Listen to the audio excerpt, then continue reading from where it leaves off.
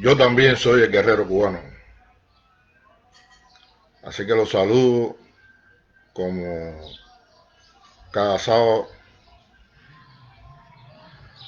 Hola mi gente, hola mi gente. Bueno, yo también soy el guerrero cubano, todos somos guerreros cubanos. Así que los saludo aquí desde la sala de mi casa como cada sábado, con todo el ruido ambiente que caracteriza un barrio cubano a esta hora. Así que bueno, me disculpen, estoy en mi casa, aquí puede ser que toquen la puerta, puede ser que entre algún vecino despistado, puede ser que, bueno, ocurran muchos de los tantos sonidos habituales que en el barrio pudiéramos escuchar. Hoy no voy a comenzar con el necio, como pongo cada sábado, porque el video que subí a YouTube con la música de Urban Dao, pues tiene una reclamación, dicen ellos, por derecho de autor, y por lo tanto me quitaron el sonido. Yo tengo los tres videos de los tres en vivos anteriores en mi canal de YouTube, que es Raúl Antonio Capote, facilito, pero no lo van a poder escuchar porque sencillamente dicen que por reclamación de derecho de autor, pues entonces no tiene sonido, no tiene sonido los tres videos. O sea, bueno, hoy un poco comprometido con lo que los diferentes compañeros me han pedido, o sea, muchos compañeros, incluso muchos que fueron alumnos míos en algún momento cuando yo daba clase de historia, ese momento maravilloso de mi vida, me han pedido que hable de historia de Cuba. Le dije que bueno, podemos hacerlo en diferentes momentos. Yo voy a referirme hoy a un periodo de la historia de Cuba y voy a hablar de una cosa muy importante que son los mitos. Todos los mitos que la contrarrevolución ha ido construyendo a lo largo de estos años con relación a Cuba y con relación a la revolución cubana. Esto de la construcción de mitos forma parte de toda la guerra cultural que se nos ha hecho no solamente a los cubanos, sino también a América Latina y a los países del tercer mundo. Siempre los países que han llevado a cabo la guerra de conquista, la colonización de territorio, pues tratan de destruir los símbolos originarios de esos países e imponer los propios símbolos culturales hegemónicos. Esto de construir falsas noticias, un día yo quisiera, incluso estaba pensando estábamos hablando, bueno, vamos a hablar de los mitos, y mi padre, Salvador Capote, tenía toda una colección de mitos ahí escritos que se publicaron hace unos años, y caramba, qué bueno sería retomar algunos de estos mitos de la historia de Cuba. Por ahí hay mitos increíbles, quizás en algún momento también nos refiramos a ellos, como todo este de la conquista de México. Hay una cantidad de falsas noticias sobre eso, una cantidad de fake news. Cuando aquello no existían los medios de comunicación que existen hoy en día, ni existían las tecnologías que existen hoy en día, pero se fabricaron una sarta de mentiras para criminalizar y justificar la masacre española en América. Y para, por supuesto, convertir en cero la resistencia indígena, la resistencia de los pueblos originarios, cuando no fue así. La resistencia dura hasta hoy. Eso no de un día, no de un minuto en la historia de América Latina en que nuestros pueblos originarios no han tenido que resistir al poder colonizador de la cultura que se les ha querido imponer a toda costa. Y ahí están. Y quisiera un día referirme a América Latina, pero vamos a empezar por Cuba hoy. Me pedían, profe, ¿por qué usted no empieza como mismo usted empezaba los cursos de historia de Cuba? Y es verdad, yo introduje en los cursos, más allá de los programas que se nos entregaban, unas primeras clases, esos primeros días que teníamos siempre de conocernos con un grupo nuevo y demás, a los que le iba a impartir la historia de nuestro país. Yo siempre comenzaba por unas clases donde yo trataba de explicar a la gente quiénes éramos los cubanos, o sea, de dónde salimos los cubanos, cuál es nuestro origen, cómo nos formamos primero como criollos, de dónde salió eso que somos hoy, este cubano combativo, solidario, revolucionario, capaz de tener gestos de altruismo extraordinario y gestos de resistencia extraordinario con nuestras virtudes y con nuestros defectos. La raíz de esa nacionalidad, cómo se creó. Y a mí siempre me gusta comenzar esta historia cuando daba clase, hablando de una leyenda. Como toda leyenda, puede ser verdad, puede ser mentira. Está en la tradición oral, se ha ido repitiendo a través de los años, de persona a persona. Y bueno, queda ahí, pero hermosísima y posiblemente muy cercana a lo que realmente pasó. Nos cuenta esta leyenda que Atuey, el conocido primer rebelde de la historia de Cuba, que vino a esa isla hermana a la que ellos bautizaron a la que los españoles bautizaron la Española, horrorizado por lo que estaba sucediendo en su país, vino a alertar a los caciques cubanos, vino a alertar a los originarios de Cuba, como le pusieron ellos después indios, que la palabra no me gusta, vino a alertarlo de lo que estaban haciendo los españoles, qué cosas eran realmente los españoles. Para esos primeros habitantes de la isla, los españoles no eran dioses, como mucha gente dice. Hay cosas escritas, hay artículos escritos sobre investigadores y demás, pero hay gente que ha estado ahí en los archivos, ya ha logrado encontrar muchas, ya ha logrado desmistificar muchas de estas leyendas. Para ellos le parecieron realmente a los habitantes de Cuba, aquella gente que había llegado, le parecieron demonios. Demonios le parecieron. Porque lo primero que tropezaron fue con el mal olor que traían. Ese olor a sudor, a sollado, de tantos años de viaje. Esas ropas que ellos consideraban, los habitantes originarios de nuestros países, consideraban innecesarias. Les hizo ver a esa gente amparado también, mezclado con sus leyendas, mezclado con su religión, con las cosas en las que creían. Pensaron que esas primeras gente que eran demonios. Lo recibieron con toda la amabilidad que los caracterizaba, pero también con toda la astucia que los caracterizaba. Y cuenta la leyenda que Atuey recorrió buena parte de la isla, explicándole a los diferentes caciques, a los jefes de los diferentes territorios, la necesidad de enfrentar a esos conquistadores y explicándole qué cosas los que realmente creían. Y dice la leyenda que en la Laguna del Tesoro se reunieron varios jefes, varios caciques, donde Atuey les explicó con detalle lo que estaba ocurriendo y esa gente juró que iba a pelear hasta las últimas consecuencias, que iba a pelear y que preferían morir a ser esclavos. Ese fue un juramento, para mí ese juramento, que pudo haber ocurrido hoy o no, ha recorrido la historia de Cuba y ha recorrido todo el nacimiento y crecimiento de nuestro país como nación. Primero morir que ser esclavos.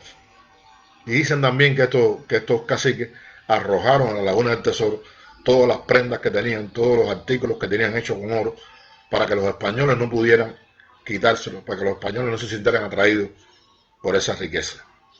Una de las grandes mentiras de la historia es contar de que esos indios nuestros esos habitantes primigenios nuestros, eran una especie de indios mansos que se dejaron conquistar pacíficamente, que eran una especie de tontos.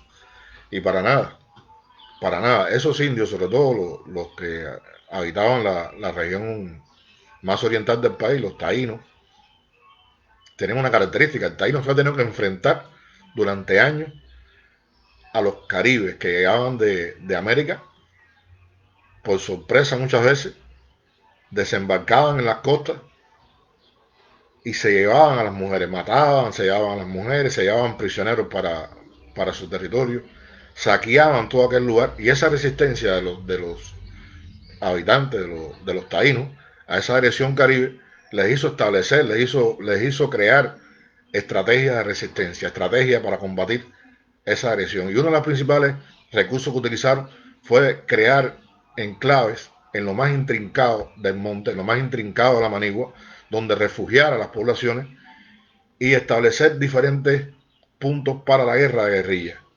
Cuando esa gente llegaba, cuando desembarcaban los caribes, inmediatamente la parte de la población huía rápidamente a ese monte, a la profundidad del monte, mientras que los guerreros se ocupaban de tender diferentes emboscadas a los agresores, a los que habían desembarcado.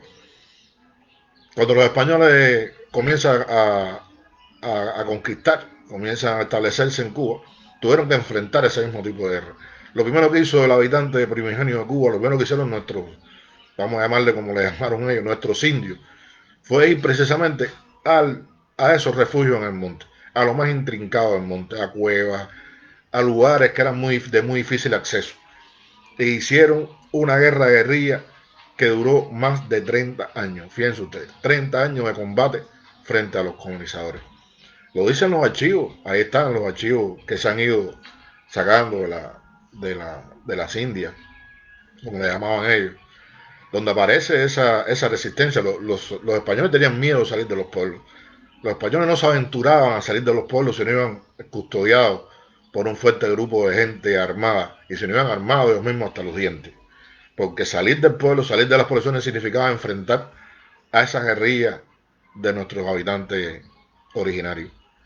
Ahí está la guerra que Guamá, ese cacique nuestro, llegó durante 10 años contra España. Estuvo 10 años combatiendo a los españoles, haciéndole guerra a guerrilla, haciéndole este tipo de estrategia que ellos habían aprendido a hacer muy bien. Claro, por supuesto, la diferencia de armamento que tenían no era posible derrotar a aquel ejército invasor, que además venía con una experiencia tremenda. Estos españoles que llegan a Cuba tampoco eran cualquier español, yo creo que eso es importante saberlo. Ese español o ese habitante de la península que venía a Cuba de diferentes regiones de lo que se conoce como España, lo que se ha conocido siempre como España, venía de una larga guerra, o sea, en un territorio de gente que eran soldados experimentados, muchos de ellos. Otros eran campesinos, pero campesinos que también en algún momento de su vida habían tenido que empuñar las armas. Y era gente que venía a establecerse, que venía a hacerse, a progresar a como diera lugar. Y ahí se gesta esa primera mezcla de la que somos nosotros, de la que salimos nosotros. Porque muchas veces en las encomiendas españolas, en las encomiendas que crea el Reino de España en Cuba, da la ley que se establece que no permite a esos colonizadores traer mujeres de España.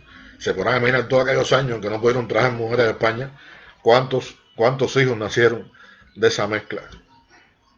El exterminio que se dio contra la población indígena en Cuba fue terrible, pero la mezcla también fue tremenda. O sea, también hubo un mestizaje, no solamente ocurrió la masacre, no solamente fue la masacre la que hizo disminuir sustancialmente la presencia de los pueblos, del pueblo originario en Cuba, de los indios cubanos, sino también la mezcla. También hubo un gran mestizaje entre esos primeros colonizadores españoles y esos habitantes de nuestra isla. Y ahí estaba el Palenque, en el monte, aquella región misteriosa donde los españoles no se atrevían a llegar porque tenían que atravesar tantos lugares. Y entonces después, al cabo del tiempo, comenzaron a traer a los esclavos africanos para el trabajo primero en el campo, para el trabajo incluso en las ciudades. Y ese esclavo africano que trajeron, bueno, que llegó a ser en un momento determinado, más la mayoría de la población de la isla en sus inicios, lo trajeron de diferentes regiones de África. Trajeron a los lucumí, un término aplicado tradicionalmente a los esclavos procedentes de la zona de Oruba, vendidos en algún que otro barracón del litoral africano. Más tarde la palabra lucumí pasó tradicionalmente tal vez como un sello de garantía para designar esclavos que por sus condiciones físicas y rendimiento eran preferidos por los mercados españoles y portugueses. Esta región tenemos en común el origen, Brasil y Cuba. De esa región, los esclavos fueron a parar, fueron traídos de esa misma región.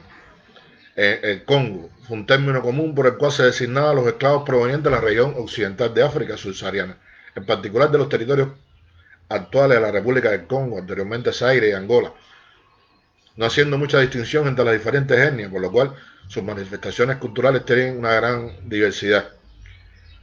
Ese negro Congo, ese negro que venía de esa región, que además llegó a Cuba y que fue resistente a la esclavitud, que es una gran resistencia a la esclavitud. No fue fácil convertirlo en esclavo, y que se alzaba constantemente con toda la cultura y con todo lo que trajeron a nuestra isla. Dicen que en los palenques se comunicaban a la distancia a través del sonido de los tambores y que hablaban en reversa, hablaban entre ellos en reversa, se hablaban al revés, de manera que los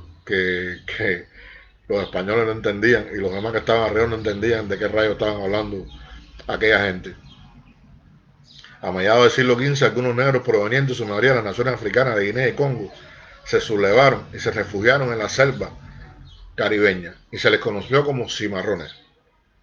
Estaban los carabalí, que eran los negros provenientes de la costa del Calabar, los mandingas, congos y carabalíes de la costa occidental de África, los mandingas o mandés, un grupo étnico con una lengua y tradiciones singulares que habitaban en Gambia, Senegal, Malí, Sierra Leona, Liberia, un grupo de afrodescendientes americanos provenientes de los mandingas, pueblo vigoroso y culto, cuya lengua se expande por el río Níger. Tenemos un grupo de descendientes importantes de esa cultura que fueron arrancados como esclavos y llegaron a América en el siglo XVIII y primera mitad del XIX. Y ese negro, ese africano traído aquí, además es un sobreviviente extraordinario. Es un hombre, además, son sobrevivientes de la captura, de la guerra que los llevó a la captura en África. Pero son sobrevivientes a la terrible travesía por el mar, donde muchos morían porque los traían en condiciones infrahumanas. Y sobrevivieron a esa travesía. Y sobrevivieron a la esclavitud. O sea, nosotros somos descendientes de africanos que además son sobrevivientes de condiciones terribles, sobrevivieron a condiciones terribles de vida durante la travesía y durante la esclavitud. Pero para rematar, como pudiéramos decir, comenzaron a traer chinos a Cuba. El primer contingente de chinos llegó a Cuba en junio de 1847. Fueron 571 culíes. Y de 1873 a 1874, 338 barcos cargados de esclavos chinos llegaron a Cuba. De acuerdo con datos del censo y de los registros de la aduana, entre 1848 y 1874, 124.937 chinos, aunque según Julio Le Rivera, si se suman los que trajeron de forma clandestina, que fueron unos cuantos, la suma puede sobrepasar los 150.000 chinos. Si tenemos en cuenta que en 1861, si se llega a efecto, o sea, si se tiene en cuenta que en ese año, en ese periodo, 1800, y en el año 1861 se haga un censo de la metrópoli, y ese censo que se realiza en Cuba, que en Cuba hay 1.396.530 habitantes, y en ese marco poblacional llegan 150.000 chinos, podemos imaginarnos que además de los africanos, que además de los españoles, que además de los habitantes primigenios de la isla, tenemos una gran herencia genética china. Porque en una población que no llegaba a 1,5 millones de habitantes, 150.000 chinos es una cifra importante. Además, después siguieron llegando, porque después vinieron los chinos que llegaron de California y otras zonas de los Estados Unidos cuando terminó la famosa fiebre del oro. Y toda esa gente engrosó nuestra nacionalidad. Una característica es que estos chinos, sobre todo, la mayoría eran hombres, no venían con mujeres, por lo tanto, el mestizaje dentro de la población cubana fue mucho mayor. Eran contratados en Macao mediante el engaño y el fraude, o eran raptados por piratas. También vinieron miles de presos políticos, los taiping, que fueron vendidos directamente por los mandarines a los tratantes. El culí se escapaba al monte entre 1872, o sea, en 1872, vamos a una cifra exacta, 1.344 chinos se encontraban en los palenques y otros 7.000 estaban prófugos de los ingenios. Hay que hablar también de los taiping. O sea, este indio taiping que traen a Cuba no es un indio, no es un chino cualquiera. El chino taiping es un chino que viene de una guerra civil con grandes connotaciones religiosas y sociales. Una guerra que ocurrió en China entre 1850 y 1864, en la que se enfrentaron las fuerzas imperiales de la dinastía Qing y el reino celestial de la Gran Paz, que ocupó durante mucho tiempo importantes zonas del sur de China. La sociedad de los adoradores de Dios, como se le llamaba, caló hondo en la sociedad china. Hung Xiu Chuan, me perdona mi pronunciación, su creador, tras pasar un periodo de enfermedad, afirmó ser el hermano pequeño de Jesucristo y se puso manos a la obra para extender el cristianismo por China. Eso llevó a un gran enfrentamiento en China. Por esto me tuvo muchos adeptos, hubo mucha gente que lo siguió, que se opuso al gobierno imperial, por considerar además que los impuestos que se pagaban eran injustos, o sea, por miles de razones de explotación y de condiciones tremendas, terribles en que vivían los chinos del sur de esa nación. Y ese chino que traen a Cuba, que lo traen obligado, que lo traen como preso político, imagínense ustedes, ese chino llega a Cuba y se encuentra ese escenario cubano, lo quieren convertir en esclavo, prefiere morir, prefiere suicidarse que convertirse en esclavo, se va al monte y dónde se encuentra en el monte, en dónde encuentra refugio ese chino que está huyendo de la explotación, en el palenque donde está el indio, en el palenque donde está el africano rebelde, en el palenque donde se está gestando un proceso de mestizaje muy interesante, tremendamente interesante. El palenque va a ser en ese momento el foco de la resistencia. El palenque va a ser en ese momento el ovo de la resistencia. Va a ser donde está forjando la resistencia también del país a la explotación y al colonialismo. Ahí se están gestando también una parte de la sangre cubana. Podríamos agregar que como detalle también, que recuerden lo que se dice de ese chino. O sea, ese chino que llega a Cuba, que se incorpora cuando comienza la guerra de independencia a la lucha por la independencia de Cuba, nunca hubo un chino cobarde, nunca hubo un chino traidor y nunca hubo un chino desertor. Los chinos fueron un componente importante en la guerra de independencia de Cuba, en esa tropa mambisa. Yo le decía un día, hablando con un profesor que tuvo de historia, conversábamos ese tema, yo era alumno con eso, él me decía, ¿tú te imaginas Capote, aquellas cargas en machete? ¿Te imaginas aquellos caballos evocados lanzándose contra los cuadros españoles? En una época que existían los fusiles Mauser, en una época que existían los fusiles de repetición.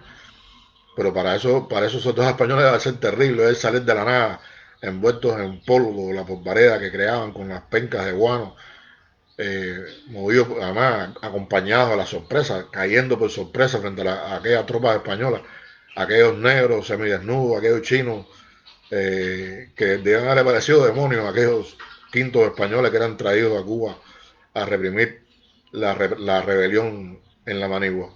Porque la mayor parte del componente del mambisado, de las tropas mambisas, eran nuestros afrodescendientes y africanos que se encontraban en la isla, que se sumaron al movimiento de independencia de Cuba de manera masiva y que conformaron más del 60% del ejército libertador. Y ahí se destacó el chino, que como les dije, había un criterio importantísimo. Muchos llegaron a ocupar cargos muy, muy importantes en el ejército libertador. Muchos llegaron a ocupar posiciones importantes en el ejército libertador. Y después vino la Manigua. La Manigua, que fue realmente el crisol donde nos forjamos, donde se forjó el cubano que hay hoy. Yo le recomendaría un libro de un escritor irlandés, periodista irlandés, Ian O'Kelly, La tierra del Mambí. Un libro que a mí me inspiró muchísimo cuando era niño. Un libro donde este hombre, que es un periodista, que es enviado por el a la Cuba, desde los Estados Unidos, llega a la Manigua y la impresión que ese hombre le causa, lo que estaba ocurriendo en aquel misterioso espacio, como él le decía, en aquel espacio misterioso para todos, lo que está ocurriendo lo que se está gestando, a él le parece realmente formidable. O sea, lo que está ocurriendo desde el punto de vista no solamente del combate, sino desde el punto de vista de la ideología, sino desde el punto de vista del crecimiento espiritual, desde el punto de vista del crecimiento de la nación, a él le parece extraordinario y lo refleja en ese libro. La Tierra en Mambí es un libro formidable que yo les recomiendo, de verdad, con toda sinceridad. Hay un libro que me sirvió para mucho, para aprender sobre el tema de la importancia de la presencia china en Cuba y todo lo que los chinos aportaron a Cuba, que es este libro que se llama Los chinos en Cuba. Importante, a mí me pareció muy valioso lo que pude encontrar aquí, se lo recomiendo para que lo lean. Un libro que se lee además con mucho gusto, de José Baltar Rodríguez. Son apuntes sobre los chinos en Cuba. Aprendí muchísimo de cuánto tenemos todos nosotros de chinos, de cuánto le debemos nosotros también a los chinos en la formación de nuestra nacionalidad y en la formación de ese cubano que es hoy rebelde, de ese cubano que resiste cualquier tipo de agresión, que es capaz de resistir como resistimos hoy nosotros la agresión del imperialismo norteamericano, esa terrible guerra que nos están haciendo. Ahora mismo acaban de emprender otro ataque más de los tantos que han hecho contra la colaboración médica cubana, tratando de matarnos de hambre. Lo que están buscando es llevar el hambre y la desesperación a la gente, cortarnos todas las vías de ingreso, de recursos, dejarnos en cero recursos, de manera que la gente generar el descontento en el país para que la gente se alce contra el gobierno. Han estado insistiendo en eso durante años y años y años. Ha sido una política que ha fracasado montones de veces, 60 años fracasando, más de 60 años fracasando en esa política. ¿De qué manera pueden rendir ustedes a un pueblo como este? A un pueblo que tiene una herencia como esa que tenemos. Busquen todos nosotros en la historia, busquen en la historia de su familia para que ustedes vean. Yo tengo un primo que era fanático de la historia de Cuba, fanático, Evelio Luis Capote.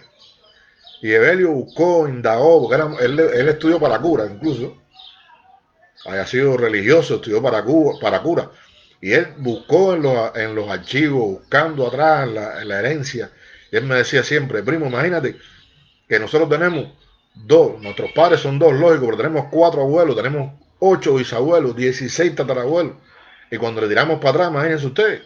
Y los capotes que estamos en Cuba desde el siglo XVI, ¿cuánta mezcla no tenemos? Cuando nosotros empezamos a los Capotes, los Fernández, los Arriola, todo lo que compone mi familia, y así si buscamos cada uno de los cubanos lo vamos a ver. Yo desciendo, ni te puedo decir de cuánta gente y de cuánta mezcla de gente, que es la característica nuestra como isla. Yo tengo por allá un ancestro italiano, los Rufinos vinieron de Sicilia, marineros.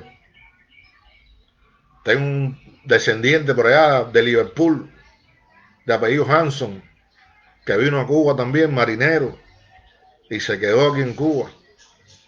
Bueno, le decía a los Capotes que vinieron también, dicen que de Nápoles, cosa que no es extrañar. Acuérdense que Italia no existía todavía en ese momento, estamos hablando del siglo XVI, como unidad nacional. Y ahí España durante muchos años controló aquella zona de Nápoles, todo aquella pertenecía al reino de España. Por lo tanto, no tiene mucha ilógica que esos capotes napolitanos sea una realidad y no una leyenda. Que llegaron a Cuba, dicen que unos se establecieron en Pinar del Río, otros en el centro de la isla, otros en el oriente de la isla. Bueno, esa es parte de la herencia. Está este Hanson de Liverpool, hay uno también, un francés de la Luisiana. ¿Saben qué es un francés de la Luisiana? Un criollo de la Luisiana, que vino aquí también. Dicen que se enamoró de una india perdidamente. Y ahí somos esa mezcla. Fíjense ustedes, si analizamos cada una de las familias, sobre todo los cubanos más viejos de la isla, veremos que hay una mezcla enorme. Descendemos encontramos siempre al africano, encontramos siempre al indio, encontramos al chino, encontramos al europeo de diferentes regiones que venían a Cuba y se quedaban aquí, marineros, campesinos, gente buscando espacio para progresar. La flota dejó mucha gente en Cuba. Cuando comenzó la flota española a parar en el puerto de La Habana como puerto importante de enlace en el transporte y en el tráfico de mercancías hacia Europa y desde Europa, mucha gente se estableció en Cuba, de diferentes lugares, de Alemania, Holanda, de Francia, de cuántos lugares, y nosotros descendemos de esa gente, descendemos de gente brava, de gente que está acostumbrada a luchar, de gente que está acostumbrada a resistir. Nos enfrentamos al imperio más importante del mundo en su momento, que era el imperio español. Nos enfrentamos al ejército colonialista más grande que España ha ubicado en ninguna región. En ningún momento en la historia ubicaron tantos soldados españoles como ubicaron en Cuba en la guerra de independencia. Y tuvimos un criminal como Balmaceda y tuvimos un criminal como Weyler, que aplicó en Cuba la política de reconcentración, que exterminó en esa guerra del 95 a la mitad de la población de esta isla. Y no pudieron rendirnos. Reconcentraron a los campesinos en los pueblos y en las ciudades. La gente comenzó a morirse de hambre. Las enfermedades comenzaron a diezmar a esta población. Y este pueblo no se rindió. Este pueblo tiene epopeyas increíbles que contar.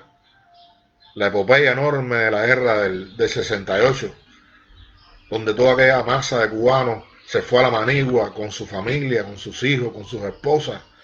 Toda aquella enorme travesía de la región central del país, toda la gente llegando a Cuba libre, que eran los territorios libres, los territorios donde se estaba gestando la cubanía, la república, que todos soñaban independiente de España, antiesclavista, que buscaba la libertad de los esclavos, la independencia absoluta y la libertad de los esclavos como objetivos centrales de vida. ¿Cómo van a poder con nosotros?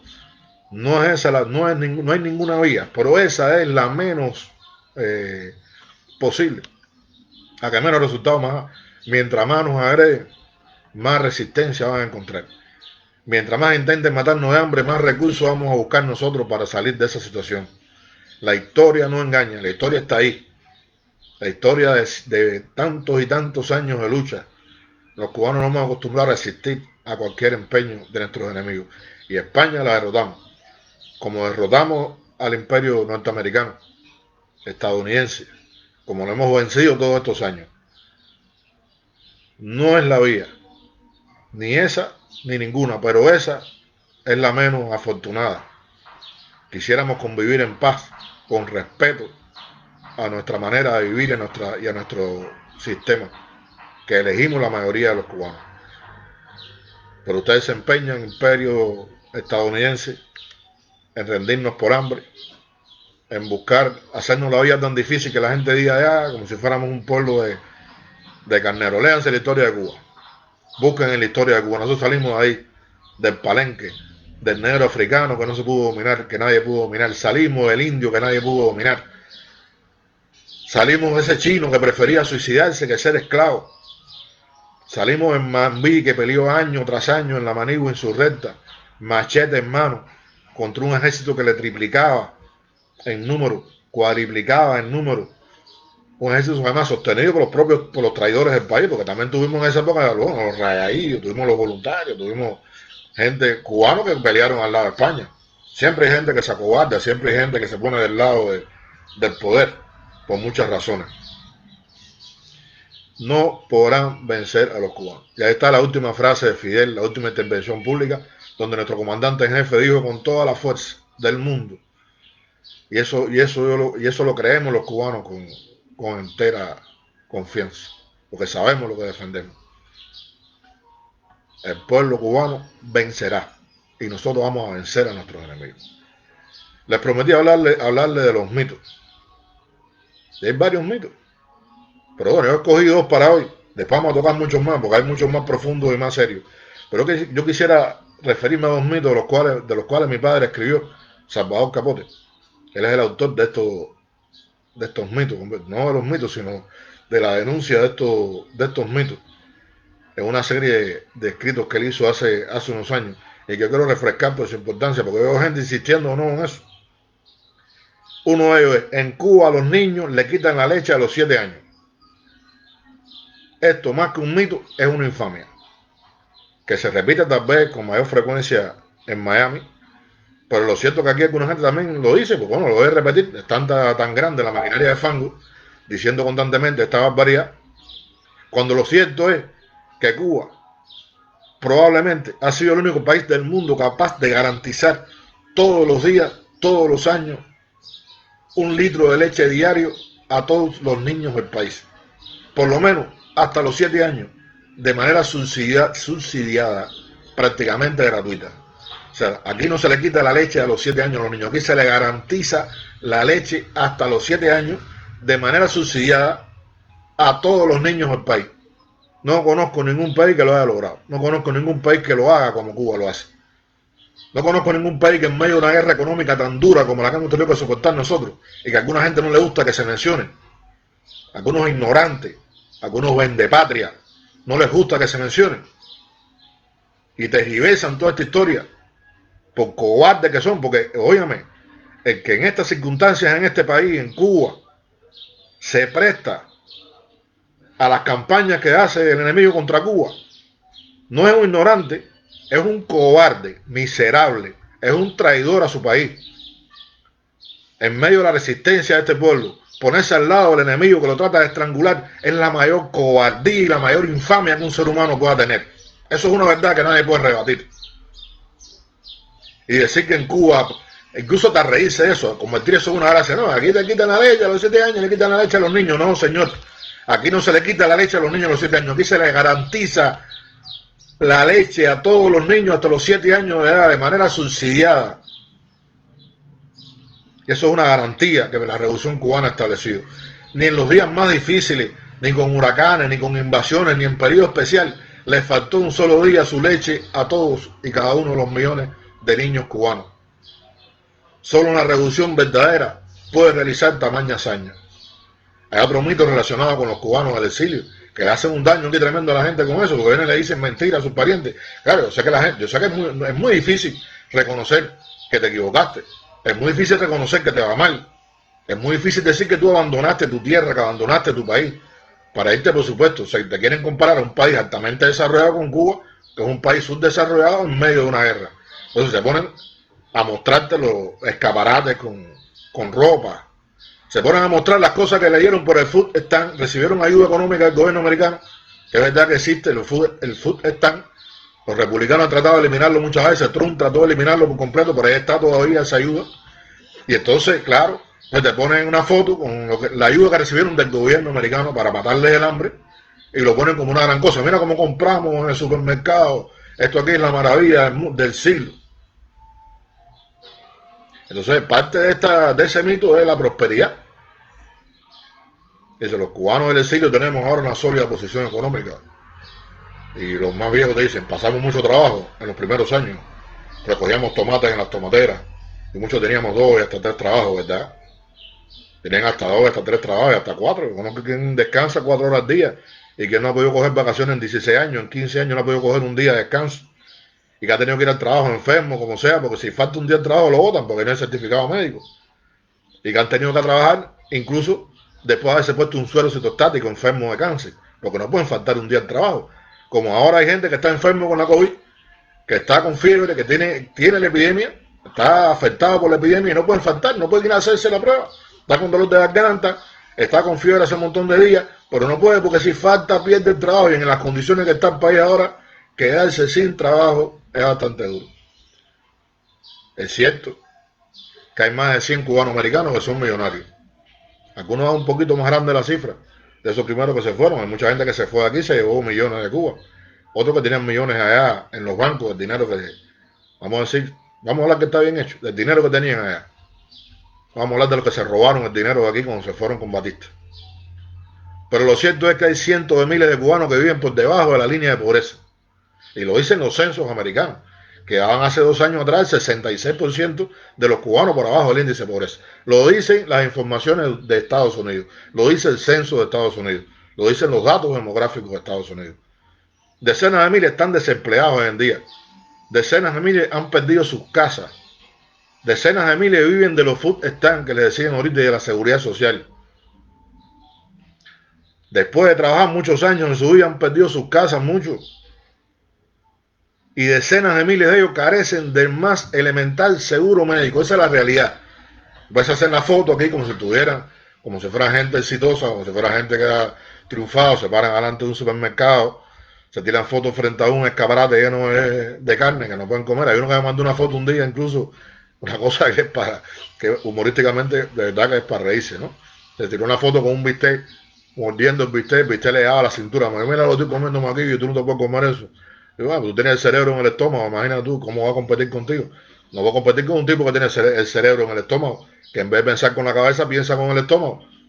Aquí en Cuba hay un dicho con eso, son la gente que hay en la prisión, usted sabe lo que le pasa.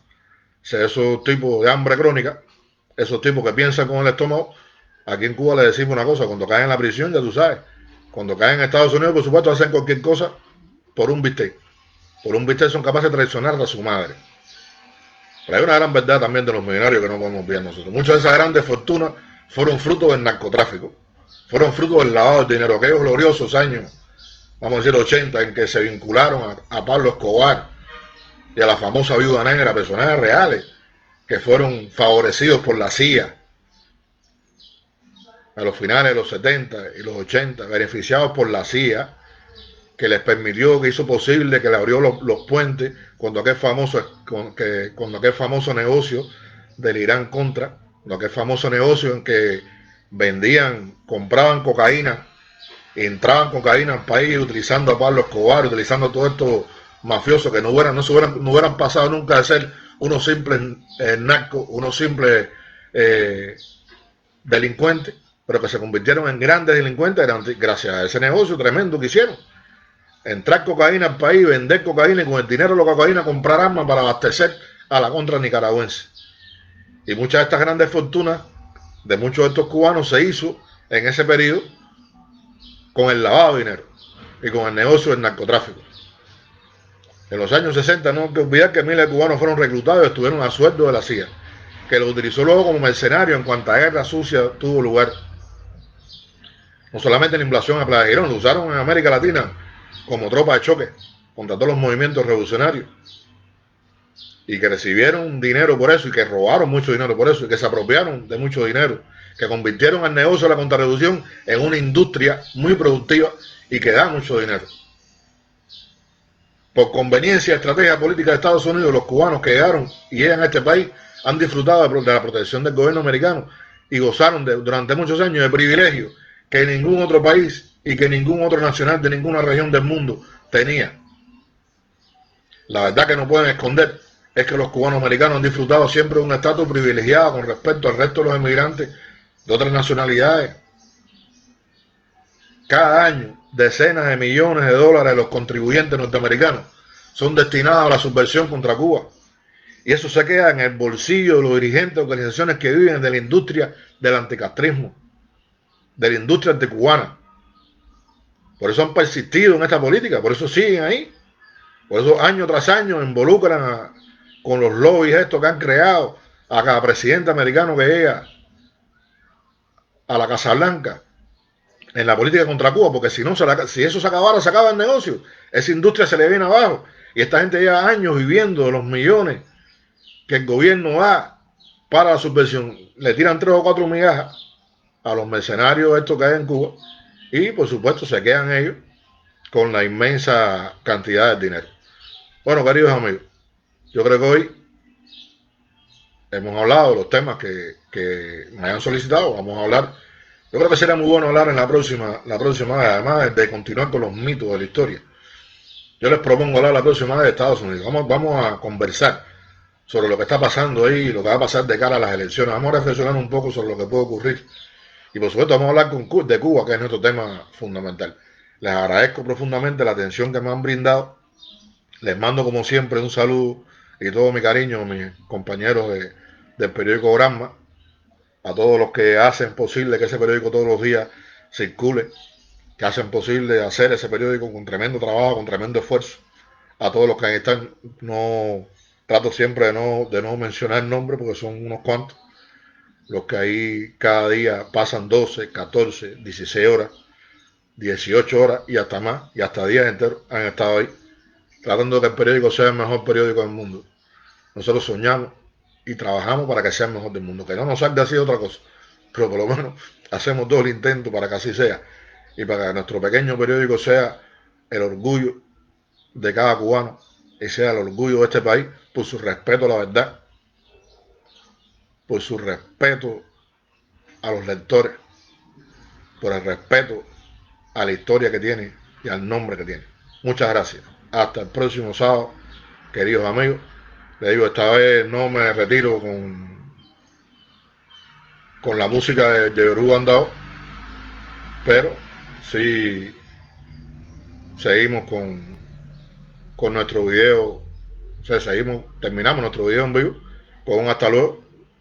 No puedo poner la música, no va a hacer que después me silencien también, como silenciaron los 3 videos. Los 3 videos que subí a YouTube no se pueden oír, producto de este problema. Bueno, hasta el próximo sábado. Un gran abrazo para todos.